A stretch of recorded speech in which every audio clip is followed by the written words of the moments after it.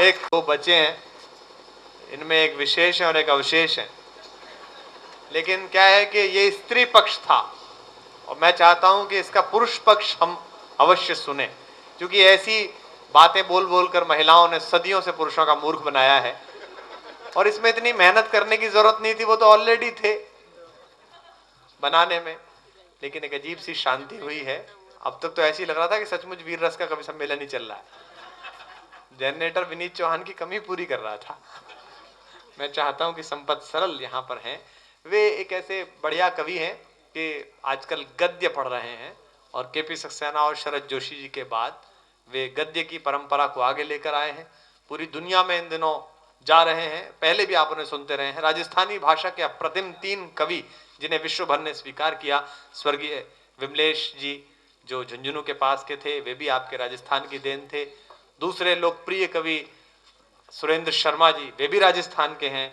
और भाई संपत सरल जो शेखावाटी का उत्पाद हैं, लेकिन गद्य भाषा और हिंदी के बहुत बड़े उत्पाद हैं।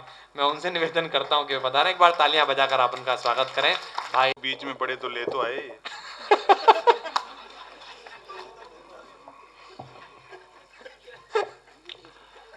परम सम्मान्य लखावत साहब, भाई दसोरा जी और तमाम लोग जो यहाँ बैठे हैं।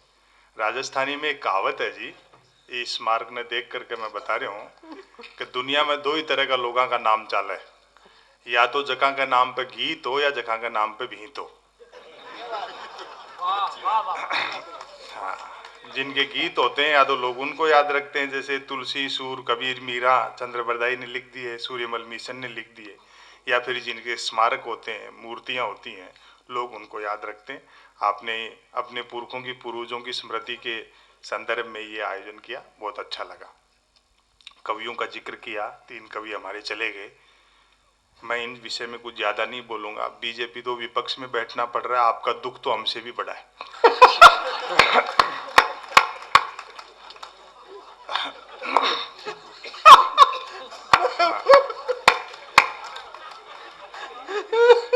हम तो 2 मिनट का मौन रख करके श्रद्धांजलि दे चुके, आप तो चुप भी नहीं रह रहे।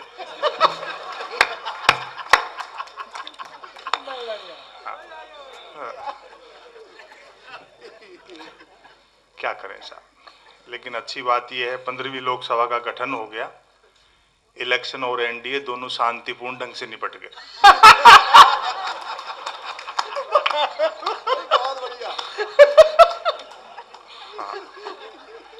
जिस आदमी को कमजोर कहकर के प्रचारित किया जा रहा था, उसने बिना अखाड़े में उतरे अखाड़ा जीत लिया। और जनादेश भी देखो, बहुत अच्छी बात रही। एक 81 वर्षीय लालकृष्ण आडवाणी की तुलना में 71 साल के मनमोहन सिंह जी पीएम बने। इससे स्पष्ट है कि जनादेश युवाओं के पक्ष में रहा।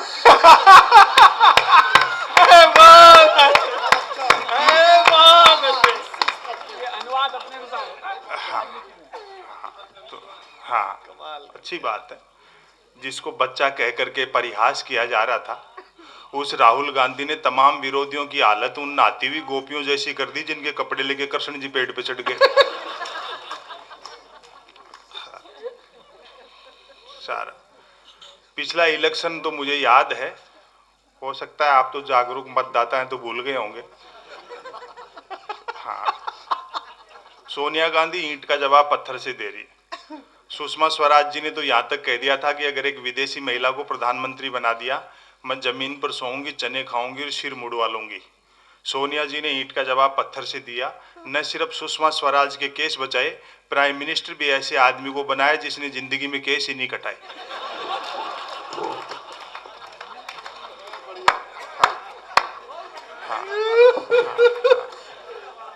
तो सब काम अपने ढंग से हो रहा है, धीरे धीरे देश आगे की ओर चल रहा है।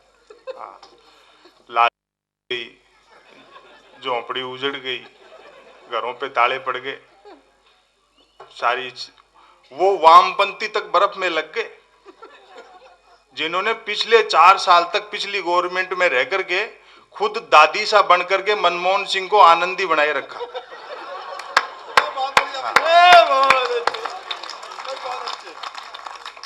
जब तक बेचारे को गुड़की देते रहते थे, वो सोनिया गांधी की ओर मुंह करके गाता रहता था, छोटी सी उम्र क्यों परनाई हो। काई थारो करो कसूर। आपने अपने लोकल कवि की भी लाज रखी। लोग बाग आज ही अखबार में इसका लेख छपा है, दैनिक भास्कर में, जो इसने सुनाया। क्या जी, आदमी के पास प्रोग्राम नहीं हो तो लिखता पड़ता है। ये तो लाफ्टर वाले हैं, ये तो हम ही मंच के कवि निर्लज हैं कि 5 वर्ष प्रोग्राम नहीं करें तो अखबार भी नहीं पढ़ते। तो ये अच्छे लक्षण हैं। लोग बाग कहते हैं कि साहब लाफ्टर में और कवि सम्मेलन में क्या अंतर है, या लाफ्टर के आने से कवि सम्मेलन में कुछ फर्क पड़ा क्या। मैंने कहा यार, टाइम तो मोबाइल में भी आता है, उससे घड़ियों का बाजार थोड़ी बंद हो गया।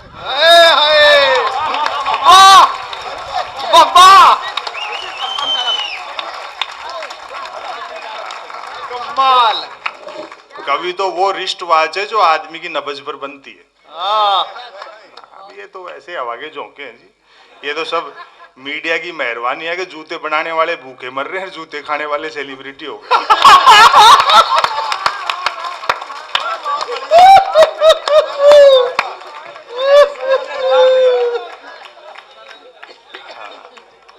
लेकिन ठीक है, ये आदमी इतना सब करके भी बचा रहा नहीं। ये क्या है कि आगे से सावचेत होकर रहता है।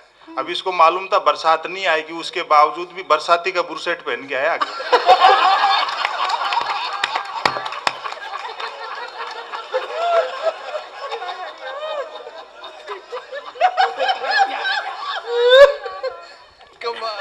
क्या जी, लाफ्टर का असर जाते जाते जाएगा धीरे धीरे। ये लो साहब, मेहनत हम कर रहे हैं, शरबत उधर बट रही।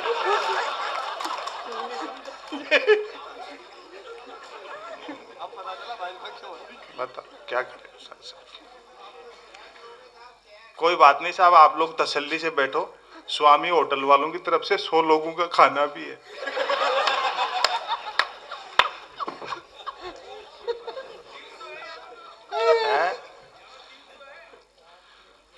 इनको खुद को भी गिन लिया क्या?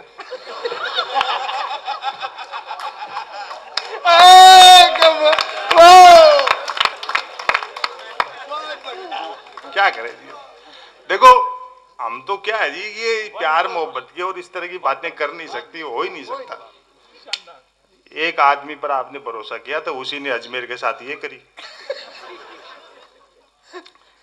सही बात। एक समय था जब तक अक्ल दाढ़ नहीं निकली थी, मैं भी प्रेम की कविताएं करता था। हाँ। उबासी के बहाने भी किसी लड़की के दांत दिख जाते तो मैं 5-7 गजलें लिख मारता था। भले वो उबासी मुझको देख करके ले रही होती थी। और देखो, मातृ शक्ति भले ही कम संख्या में है यहाँ, लेकिन एक बात मैं बता दूं, कुदरत के प्रकृति के सृष्टि के नियम बदल सकते हैं दशोरा जी, औरत के प्रति पुरुष की मानसिकता नहीं बदल सकती। बात जो कहना चाह रहा हूं उस पर ताली बजा के आनंद लेना। प्रकृति के, कुदरत के सृष्टि के नियम बदल सकते हैं, औरत के प्रति पुरुष की मानसिकता नहीं बदल सकती।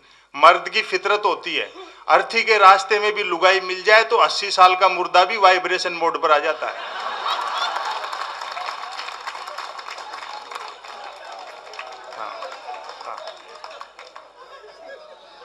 और देखो, नारी की सर्जना रचना परमात्मा ने सृष्टि में क्यों की? ताकि पुरुष का दिमाग सेंटर में रहे, इसलिए की। वरना अपन किसी के वश में आने वाले थे क्या? अब तक तो पता नहीं क्या कर देते। लेकिन बस औरत दिखनी चाहिए, आदमी की पोजीशन टाइट हो जाती। वो उर्वशी, मेनका, रंभा थोड़ी सी कमर हिलाती थी तो बड़े बड़े विश्वामित्रों के सिंहासन हिल जाते थे। कोई कितना भी ब्रह्मचारी और कामयोगी होने का दम भरे, औरत दिखते पसीने पसीने हो जाती है। और इस बार जो मैं कहना चाह रहा हूं, जो तर्क मैंने दिया है, मेरा दावा, आप तालियां अपनी रोक सको तो रोक के बताना। हाँ, कोई कितना भी बड़ा कामयोगी और ब्रह्मचारी हो, औरत दिखते ही पसीने पसीने हो जाता है। वो मल्लिका शेरावत घंटे भर योग सीखने गई थी, बाबा रामदेव की एक आंख आज तक पूरी नहीं खुल रही।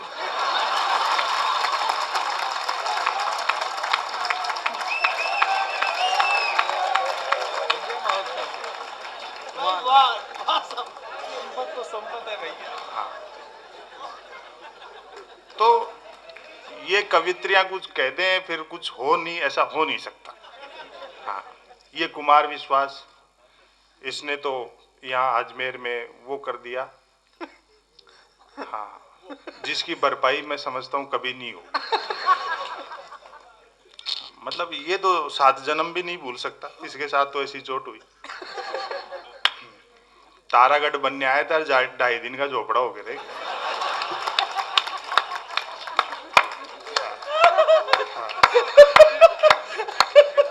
देखो, अगले ने यही विवाह किया। यहाँ अजमेर की एक लड़की थी, दोनों का प्रेम विवाह हुआ। शादी होते ही सारा बुखार उतर जाता है प्रेम का। इसकी शादी को मैं समझता हूँ 10-12 साल तो हो गए होंगे। वैसे अच्छी तरह तो तेरे को याद होंगे। 2 बच्चियां हैं, प्रेम खत्म हो गया, विवाह बच रहा है खाली। प्यार के दौरान जो कंकर आना सागर की झील में फेंके थे, ब्याह के बाद दाल में निकल रहे। और ताली आप इस बात पर बजाओगे, जिस लड़की को लेकर भागा था अब उसको देखते ही भागता है।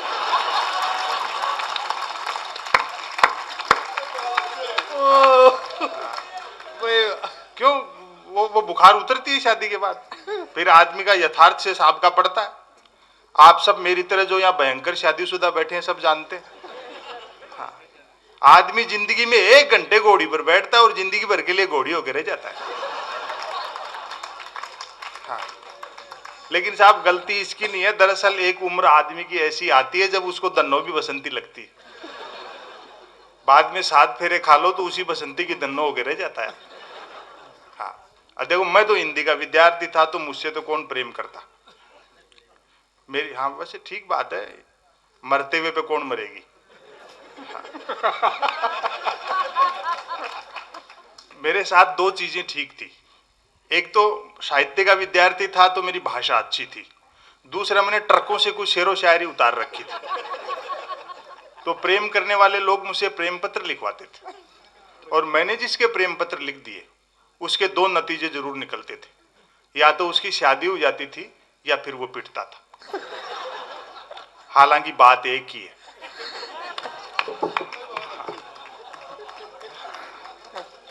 आज भी कई मिलते हैं अपने बाल बच्चों के साथ में, मॉल में, सिनेमा में, घूमते बाजार में कहीं, जो मेरे प्रेम पत्रों की वजह से ब्याहे गए। मुझे देखते दांत पीसते हैं, बोले साले जॉर्ज बुश एक अच्छी खासी अमेरिकी फौज को इराक में उलझा दिया। हाँ, हाँ, और देखो प्यार व्यार जो है ना जी, वो बहुत त्याग और समर्पण का काम है। वो हर आदमी के वश का नहीं, ऐसा यही कर सकता था। मैं कॉलेज के जमाने के ऐसे विद्यार्थियों को जो मेरे मित्र थे जानता हूं, जिन्होंने अपने बाप की गाड़ी कमाई से प्रेमिकाओं को जलेबी खिलाई। आजकल शहर के नामी हलवाई बने हुए हैं। हाँ, और कुमार का त्याग भी प्रेम के मामले में कोई छोटा नहीं है, महात्मा बुद्ध से भी बड़ा है। महात्मा बुद्ध अपनी पत्नी और बेटे को सोता हुआ छोड़कर चले गए थे। ये रोज रात को इंतजार करता है कि लुगाई सोए तो घर में घुसूं। हाँ, अभी वो एक वैलेंटाइन डे आया जीव को, 14 फरवरी को हर साल आता है। उस दिन कई लोग बड़े गिफ्ट शिफ्ट देना और मौज मस्ती और ये से, वो वैलेंटाइन डे। अब तो खैर बुजुर्गों का ध्यान भी उधर जाने लग गया। धीरे धीरे हवा बहती है तो आदमी भी देखता है यार क्या चीज है, अपन भी करके देखो कुछ ऐसा। सरकार ने तो ये कह दिया कि देखो पुलिस वालों, कोई प्रेम से वंचित नहीं रह जाए। और श्री राम सेना वालों ने ये कह दिया कि हम देखते हैं कोई प्रेम कैसे करता है, हाथ पांव तोड़ेंगे। तो जो प्रेम नहीं किया उनको तो पुलिस वालों ने पीटा, और जो करते हुए पकड़े गए उनको श्री राम सेना वालों ने पीटा। दोनों तरह के लोग पिटे। हाँ, मेरे ख्याल से यहाँ नौजवान भी बैठे हैं। मैं आपको बताऊं वैलेंटाइन डे क्या है। वैलेंटाइन डे एक सोने का हिरण है, जिसे बाजार के जंगल में उन कंपनियों ने छोड़ रखा है जो धनुष बाण का बिजनेस करती है। वाह वाह वाह, बहुत अच्छे बहुत अच्छे। कबीर को पढ़ो, मीरा को पढ़ो तो पता लगे प्रेम दर्शन का विषय है, प्रदर्शन का विषय नहीं। वाह वाह वाह। घनानंद ने लिखा, अति सूदो स्नेह को मार्ग है जा नेकु सयाना बांक नहीं। प्रेम का मार्ग इतना सीधा है कि उस पर थोड़ी सी भी चतुराई और बांकपन काम नहीं करता। दुख की बात है, उस घनानंद के प्रेम के मार्ग के दोनों तरफ मल्टीनेशनल कंपनियों के बड़े बड़े गिफ्ट आइटम के शोरूम खुल चुके हैं। सेक्स और सेंसेक्स दोनों उछाल पर है। वाह वाह वाह। नौजवानों को अपने परिवार की, समाज की, कैरियर की, देश की, दुनिया की चिंता करनी चाहिए। आप जो नेह के नाम पर देह के आकर्षण में उलझे हैं, एक बात मैं अंतिम कहना चाहता हूं दोस्तों, समय बदल गया है। समा का स्थान ट्यूबलाइट ने ले लिया। परवाना जलने की गरज से जाता है तो छिपकली खा जाती है। आए हाय, वाह वाह, कुछ ऐसे मुद्दे हैं जिनकी तरफ आम आदमी का ध्यान जाना चाहिए। बहुत अच्छे संपत जी, वाह। उनकी तरफ जा। अब जैसे पाकिस्तान को लेकर के तरह तरह की टिप्पणियां की। आज ही मुझे अच्छा लगा, मैंने टेलीविजन पे देखा कि रशिया गए हुए हैं मनमोहन सिंह जी और उन्होंने जरदारी को हंसते हुए धमकी दी है। हाँ, नहीं मैंने देखा उसमें। हाँ, और धमकी सुनने के बाद में जरदारी भी हंस रहा था। ये बात देख करके मुझे भी हंसी आई, और मेरी बात पर तो आप हंस ही रहे हो। इस तरह निपट रहे हैं अपन सारे मसलों से। बहुत बढ़िया, बहुत अच्छे। देखो, पाकिस्तान के बारे में मैं कुछ नहीं कहूंगा, ये इसके रस में हस्तक्षेप होगी। वही गया है। हाँ वही गया। हाँ, उस देश के बारे में क्या कहें लखावत साहब, जिसके यहाँ प्रधानमंत्री राष्ट्रपति पद की शपथ लेता है उसी दिन सऊदी अरब में मकान ढूंढना शुरू कर देते हैं। जिसमें जमीन सऊदी अरब देता है, पैसा पाकिस्तान की जनता का लगता है और आर्किटेक्ट अमेरिका का होता है। हाँ, जो ये बताता है कि उसमें खिड़की छोड़नी है, सुराग छोड़ना है। हाँ, अब वहां आतंकवाद समस्या नहीं है, एक टूरिज्म है। हाँ, जिसको अमेरिका फाइनेंस कर रहा है। हाँ, वो टूरिज्म है। वहां लोग जाते हैं घूमने फिरने, चलो यार क्या कुछ नया हो रहा है। हाँ, अब वो बैतुल्ला को ढूंढ रहे हैं, उसी के चक्कर में $1-2 लाख ले मरेंगे वो। हाँ, हाँ, उस दूसरे दिन जब वो कमाऊ मिल जाएगा उसको छोड़ देंगे, उसको पकड़ लेंगे। और पाकिस्तान बहुत जिम्मेदार राष्ट्र है, भारत बहुत भोला देश है। पाकिस्तान, लोग कहते हैं साहब गैर जिम्मेदार राष्ट्र, ऐसा है नहीं विनीत, पाकिस्तान बहुत जिम्मेदार राष्ट्र है। दुनिया में कहीं आतंकवादी घटना हो, पाकिस्तान को जिम्मेदार ठहराया जाता है। हाँ, इतना जिम्मेदार राष्ट्र दुनिया में कोई नहीं। अपन भोले लोग हैं। 26 नवंबर को मुंबई में आतंकी हमला हुआ, 10 लोगों ने इतनी तबाही मचा दी। हम भोले दोस्त के लोग हैं, पाकिस्तान से 20 और मांग रहे हैं। और पाकिस्तान बड़ी जिम्मेदारी के साथ कहता है, जब भी हम 20 आतंकवादी मांगते हैं, बोले भैया देंगे नहीं, भेजेंगे। हाँ, तो ऐसे देश के लिए ऐसा कुछ कहना ये शोभा की बातें नहीं। हाँ, और बहुत से मुद्दे ऐसे हैं जिनकी तरफ आदमी का ध्यान जाना चाहिए। एक इस मीडिया ने भी बड़ा गदर कर रखा है साहब। हाँ, आपके यहाँ भले इतना झगड़ा नहीं होगा, लेकिन वो बस रोज बताते हैं कि साहब बड़े जूते चल रहे हैं और तू में हो रही है और ऐसा, ये सब मीडिया रच देता है ऐसा। ये टेलीविजन वाले तो गरीबी के दृश्य भी तब तक नहीं दिखाते हैं जब तक कोई स्पॉन्सर नहीं मिल जाता है। हाँ, हम मीडिया से हाके जा रहे हैं, टेलीविजन से संचालित हो रहे हैं। टेलीविजन पे वो अगर ये खबर हम सुन लेते हैं कि साहब टेम्परेचर इतना है, भले एसी में बैठे हो पसीने आ जाते हैं। और अखबारों में भी वो पहले बात नहीं रही, अब तो अखबार भी साहब 3 चीजों के लिए पढ़े जा रहे हैं, बिजली कटौती, उठावना और राशिफल। हाँ, वो जमाना धर्मयुग, साप्ताहिक हिंदुस्तान, दिनमान, सारिका का याद करो कितना साहित्य होता था। अखबारों में पेज अलग से होते थे साहित्य के, अब कहीं आपको साहित्य नहीं मिलेगा। वो एक दिन तो 2 लोग आ गए, बोले संपत सरल जी आप भी ग्राहक बन जाओ, नया अखबार लॉन्च कर रहे हैं। क्योंकि पाठक तो कोई बनता नहीं, ग्राहक ही बनते हैं अब तो। वाह वाह वाह वाह वाह। एक जमाने में अखबार वाले पुस्तकों के मेले लगाते थे, आजकल जूतों के, मसालों के, इस तरह के मेले लगते हैं। बोले जी आप भी ग्राहक बन जाओ, 1 रुपए में 16 पेज। और जो मैंने जवाब दिया उसका आनंद लेना, 1 रुपए में 16 पेज। मैंने कहा भैया रुपया तो चाहे 1 की जगह 2 ले जाए, लेकिन 16 पेज खाली दे जाए। अगर एक दिन तो एक अखबार से और फोन आया, बोलो संपत सरल जी आज आपका नाम हमारे अखबार में छपा। मैं बड़ा खुश हुआ। मैंने कहा यार आपका अखबार कहाँ मिलता है? बोले जी हमारा अखबार कोई होकर नहीं बांटता, जिस किसी का नाम छप जाता है दिन भर वही खरीद खरीद कर बांटता है।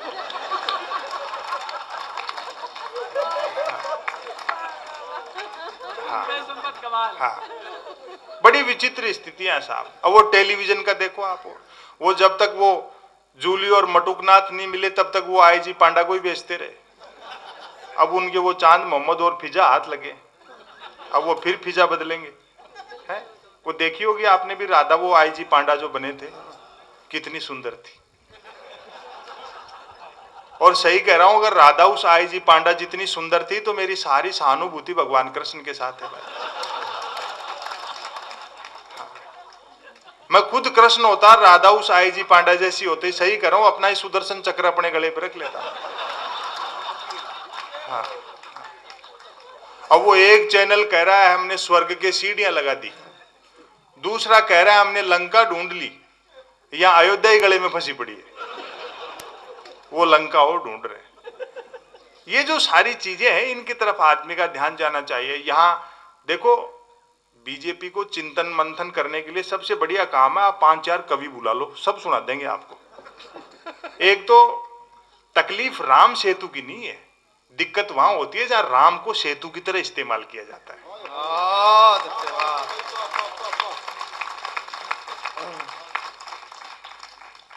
जहां ये सारी चीजें हों, एक थोड़ी सी भी फुर्सत मिलते ही भाई मेरे रथ स्टार्ट करके निकल लेते।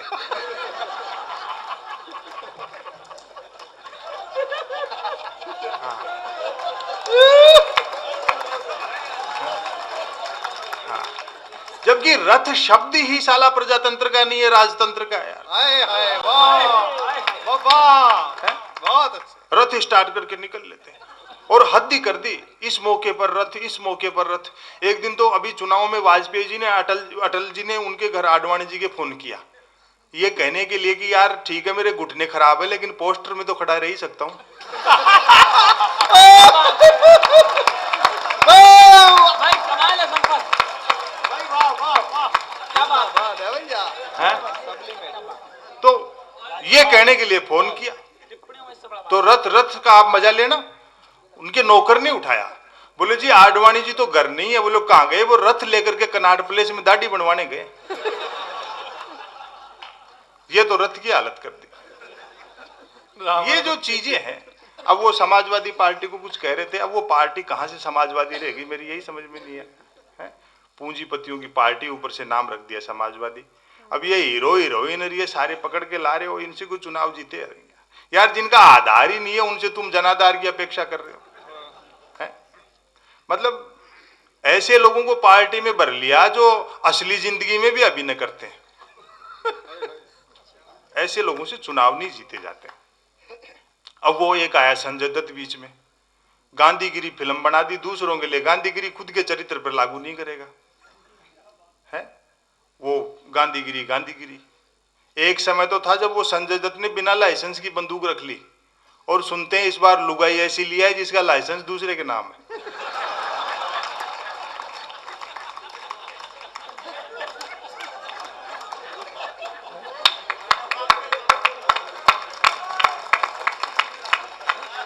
तो इन सब चीजों से कोई चुनाव थोड़ी जीते जाते हैं साहब। जो मेरे ख्याल से आपकी पार्टी के ताबूत में एक कील तो उस दिन ठुक गई थी जिस दिन गोविंदाचार्य जी को बाहर किया था।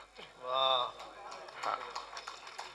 मतलब आपको ये शायद भ्रम हो गया होगा कि अब चीजें थिंक टैंक से नहीं सुलझेंगी, टैंक से सुलझेंगी। वहीं आदमी बात खा गया।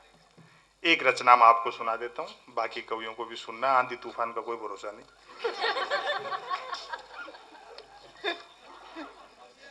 है? नहीं साहब, वैसे अनिष्ट की आशंका तो नहीं करनी चाहिए, लेकिन विनीत चौहान बैठा है।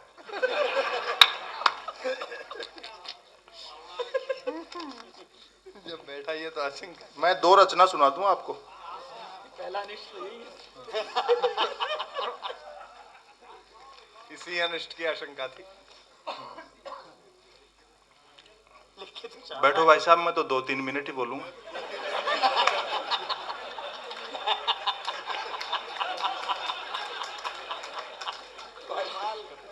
पन्ने देखते चलती।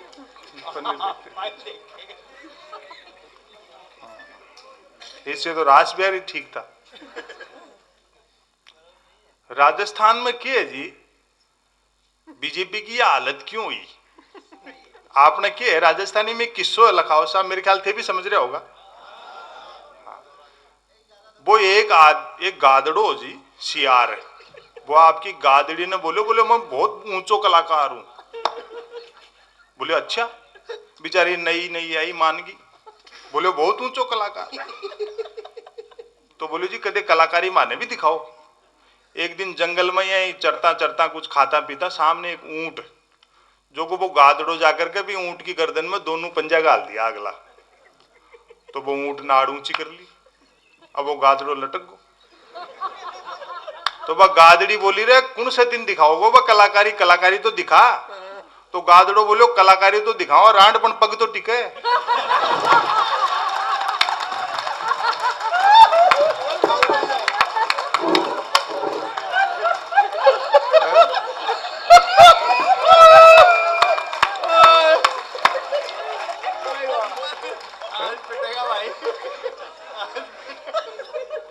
बताओ, नीचे जमीन ही नहीं है, समस्या सुबह थोड़ो कर रहा है।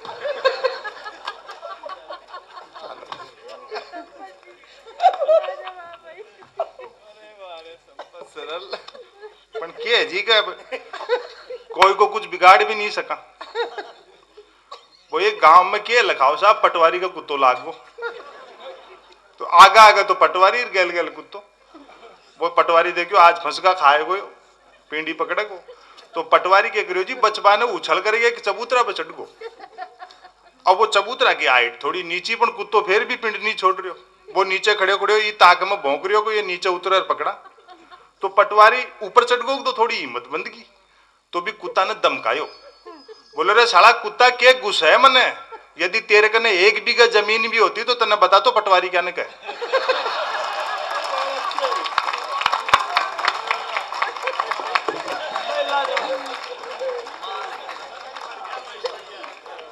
वाह तो क्या जी बिगाड़ भी कौन सका। एक रचना सुन लो, पाँव तो टिकण दे। मुझे नहीं मालूम कि मैंने पहले कभी ये रचना सुनाई होगी या आप लोगों को याद भी होगी। सुनो कहते हैं कि साहब कलाकारी दिखा, सुनाओ कलाकारी दिखा। क्या जी की कहते हैं कि आतंकवादियों के पास बड़े घातक हथियार हैं। पाकिस्तान के पास तो ऐसे हथियार हैं कि वो भारत से कभी भी लोहा ले ले। अमेरिका के पास तो ऐसे ऐसे अस्त्र शस्त्र हैं कि वो संपूर्ण सृष्टि को नेस्तनाबूद कर दे। लेकिन हम बुद्ध, महावीर और गांधी के देश के लोग, भारत के पास एक ऐसा हथियार है जो सिर्फ भारत के पास ही है और उसकी नकल भी नहीं हो सकती। वो सिर्फ हमें ही मिला, उसको चलाने की जरूरत नहीं है, नाम ले दो तो ही सामने वाले का काम हो जाता है।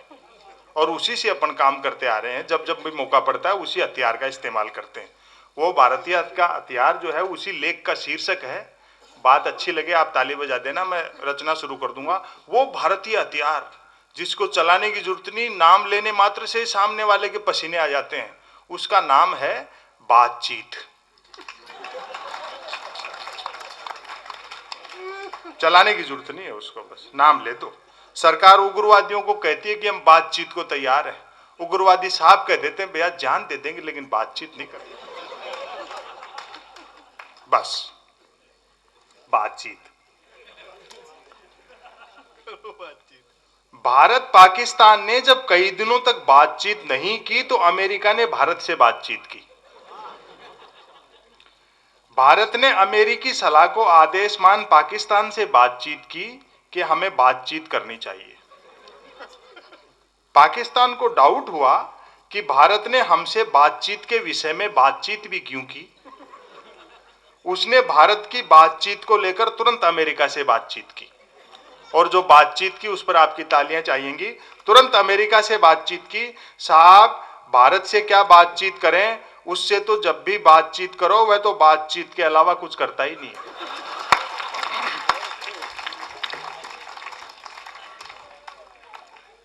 अमेरिका ने बातचीत में समझाते हुए बातचीत की कि आप दोनों का आपसी मसला है, सो आप दोनों आपस में बातचीत करो। इस प्रकार तीनों में बातचीत हो चुकी तो भारत और पाकिस्तान ने एक दूसरे से बातचीत की। पाकिस्तान ने बातचीत का विषय पूछा, फिर आपकी तालियां चाहिएंगी। पाकिस्तान ने बातचीत का विषय पूछा। भारत ने कहा किसी भी फाइनल बातचीत तक पहुंचने के लिए जरूरी है कि हम लगातार बिना विषय की बातचीत करते रहें। और दोस्तों, जिस बात के लिए मैंने बातचीत लिखी, इस बार आप ताली नहीं बजाएंगे, मेरा मन टूट जाएगा। व्यंग देखें, प्राण पंक्तियां हैं, बिना विषय की बातचीत करते रहें।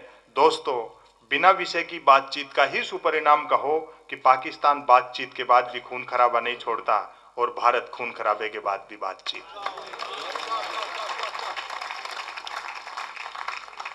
पाकिस्तान ने बातचीत में भारत से पूछा, बातचीत के लिए आप इस्लामाबाद आएंगे या हम दिल्ली आएं? भारत ने कहा, बातचीत में जल्दबाजी ठीक नहीं है, पहले हमें बातचीत से माहौल बनाना चाहिए, फिर बातचीत से तय कर लेंगे कि बातचीत के लिए कौन सी जगह ठीक रहेगी। इतनी बातचीत के बाद भारत ने बातचीत की।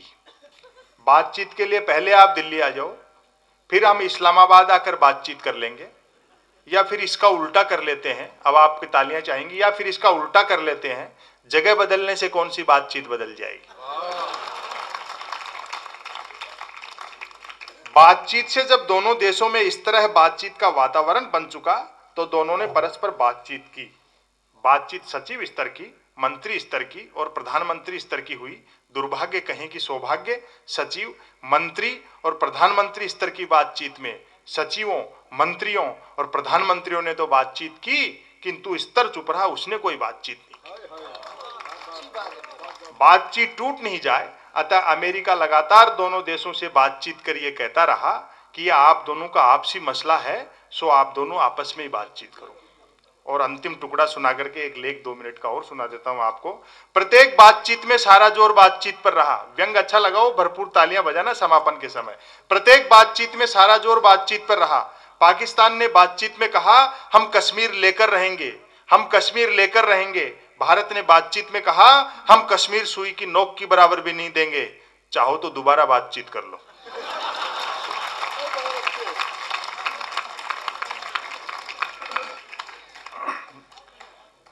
एक लेख मैं आपको सुना देता हूं, 2 मिनट का। मैं सबसे माफी चाहता हूं। हाँ, सुनाऊंगा, नहीं भी करो चाहे। कहते हैं कि साहब, देश ने बड़ी तरक्की कर ली, ऐसा मैं भी मानता हूं, लेकिन जितना हमने खोया उतना नहीं पाया। एक्सप्रेस हाईवे से 10 किलोमीटर नीचे उतरो, हिंदुस्तान आज भी वही है। 10 रुपए में पानी की बोतल मिलती है तो ये तरक्की नहीं है। प्रजातंत्र के गाल पर तमाचा है कि 60 साल में देश की जनता को शुद्ध पानी नहीं पिला पाए। मैंने मैट्रिक तक की पढ़ाई गांव में की, नीम का पेड़ जिसके नीचे 200-250 बच्चे, एक अध्यापक जिसका काम पढ़ाना नहीं, सिर्फ विद्यार्थियों को चुप रखना। हम कैसे पढ़ लिए, कैसे संघर्ष किया, कैसे यहां तक पहुंच गए। गांव में आज भी देखो आप, सरकारी स्कूलों का यही हाल है, और निजी शिक्षण साइंस जो है, सारा इतिहास आप लोग जानते हैं। वहीं से मैंने एक व्यंग निकालने की कोशिश की। लोग भाग रहे हैं, आईटी, ये कंप्यूटर, ये इंटरनेट, ये सब चीजें, ये देखो साधन है, साध्य नहीं है। ये जो मायावी संसार एक रचा जा रहा है, इसके लिए पाकिस्तान के एक शायर हुए शिकेब जलाली, उनका एक शेर है इस तरक्की पर कि मलबूस खुशनुमा है लिबास, मलबूस खुशनुमा है मगर खोखले हैं जिस्म, छिलके टंगे हुए हैं फलों की दुकान पर। वहीं से मैंने व्यंग निकालने की कोशिश की। राजनीति पर हम तरह तरह की बातें करते हैं, समय अपने हिसाब उस चीज को आंकलन उसका करता चला जाता है। बड़े बड़े सिकंदर आए, उनका कहीं ठिकाना नहीं है। जनता प्रजातंत्र के माध्यम से, वोट के माध्यम से नसीहत देती चलती है। इस सब चीज का समय किस तरह से परीक्षा लेता है, एक उदाहरण मैं आपको बताना चाहता हूं। बात अच्छी लगे समर्थन करना। जिन अंग्रेजों का सूरज नहीं डूबता था, उनके वायसराय और राजाओं की यूनिफॉर्म बैंड बाजे वाले पहनते हैं। समय इस तरह से आपने एक अच्छा स्मारक बनाया, एक कवि सम्मेलन भी करवाया। कहीं न कहीं साहित्य के प्रति, संस्कृति के प्रति अनुराग आपके मन में है। ये पैसा, ये माया, ये धन दौलत, ये सब धरी रह जानी है। कुछ ऐसे मानवीय मूल्य लेकर के हम लोग जीते हैं, यही हमारी ताकत है। जब राम पास में नहीं थे तो सीता जी को सोने का हिरण चाहिए था, और जब सोने की लंका के बीच में बैठी थी तो हाय राम कह रही थी। वो जो चीजें हैं, उन्हीं मूल्यों को लेकर के एक मैंने व्यंग लेख लिखा। हमारी एजुकेशन जब तक नहीं बदलेगी, शिक्षा के प्रति नजरिया हमारा नहीं बदलेगा, शिक्षक जो विद्यार्थियों को सिखाते हैं वो सब चीजें नहीं बदलेगी, तब तक बदलाव असंभव है। वहीं से लेख का शीर्षक आप सुन के तालियां बजा देंगे, मैं रचना शुरू कर दूंगा। गुरु शंख चेले डफोर संघ।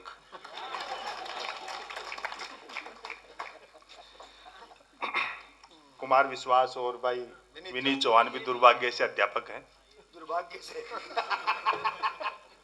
ये तो यही था जब उस लड़की को ले गया भगा के।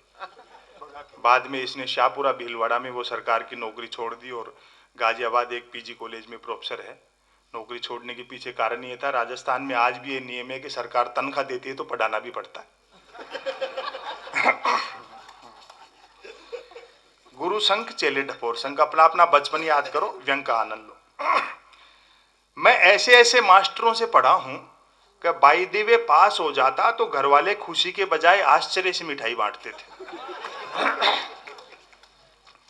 मुझे अच्छी तरह याद है, मेरे बड़े भाई साहब मेरा एडमिशन कराने स्कूल गए थे। उस घटना के याद आने पर मेरे बड़े भाई साहब आज भी बहू को उठते हैं, क्योंकि वह भी सिर्फ उसी बहाने स्कूल गए थे। क्या गजब का वातावरण हुआ करता था लखावत साहब।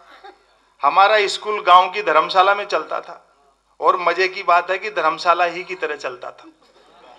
और फिर आपकी भरपूर तालियां चाहिएंगी। गुरु मोमबत्ती की तरह जलते थे और शिष्य अगरबत्ती की तरह।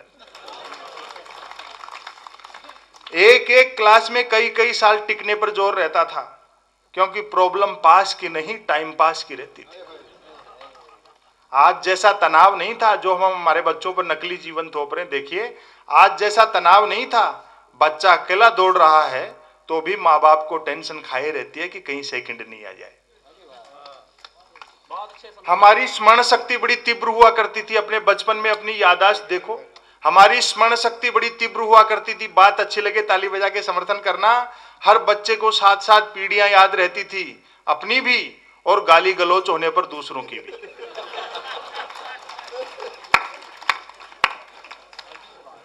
अपनी भी और गाली गलौच होने पर दूसरों की भी। और जैसे मैंने आईटी टेक्नोलॉजी की बात की, वो साधन है, साध्य नहीं है। इस बार का व्यंग लेख की प्राण पंक्ति है। मैंने टेक्नोलॉजी को आईना दिखाने की कोशिश की है। बात अच्छी लगे भरपूर ताली बजा के समर्थन करना।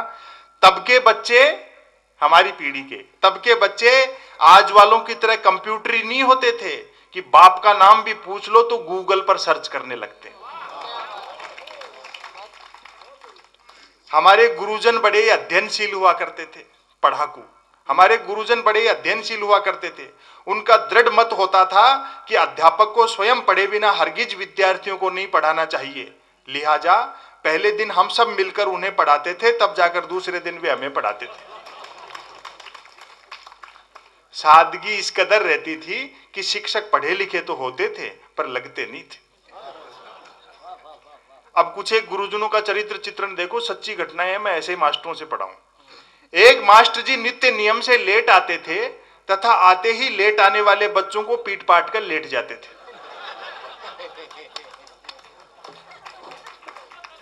हम उन्हें बाहर से प्रणाम करते थे तथा भीतर से अंतिम प्रणाम। एक मास्टर जी ऐसे भी थे जिन्होंने पहले तो अपने गुरुजनों पर जुल्म ढाया, फिर विद्यार्थियों पर ढाने लगे, क्योंकि जहां पढ़े थे वहीं पढ़ाने लगे। और इस बार की पंक्ति पर फिर आप अपनी तालियां नहीं रोक पाओगे, अपना बचपन याद करोगे। देखें, एक मास्टर जी सरेआम बीड़ी पीते थे, किंतु उन बच्चों को कभी बीड़ी लाने नहीं भेजते थे जो कि खुद बीड़ी पीते थे।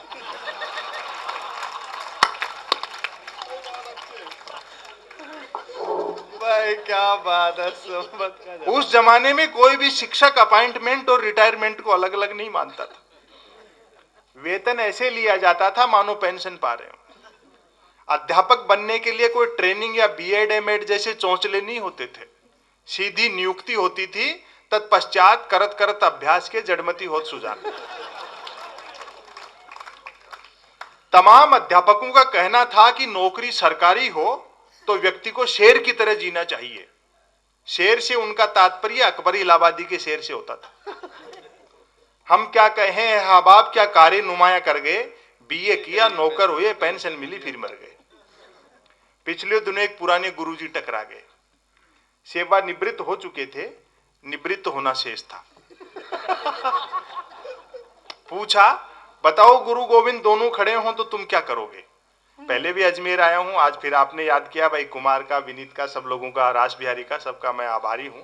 इतना समय अतिरिक्त आपने मुझे दिया, पूरे मन से सुना। लेख का समापन कर रहा हूं। जब तक बैठूं तालियां बजती रहनी चाहिए। मैंने किस ढंग से समापन करने की कोशिश की है, दोनों अध्यापक हैं, इन्हीं को समर्पित है। पिछले दिनों एक पुराने गुरुजी टकरा गए, सेवा निवृत्त हो चुके थे, निवृत्त होना शेष था। पूछा, बताओ गुरु गोविंद दोनों खड़े हों तो तुम क्या करोगे? मैंने कहा, मैं तुरंत गोविंद के पांव पकड़ लूंगा कि हे गोविंद, ऐसे गुरुओं से बचा। अपने एक बार तालियां बजाकर आप उनका स्वागत करिए, भाई राजनारायण।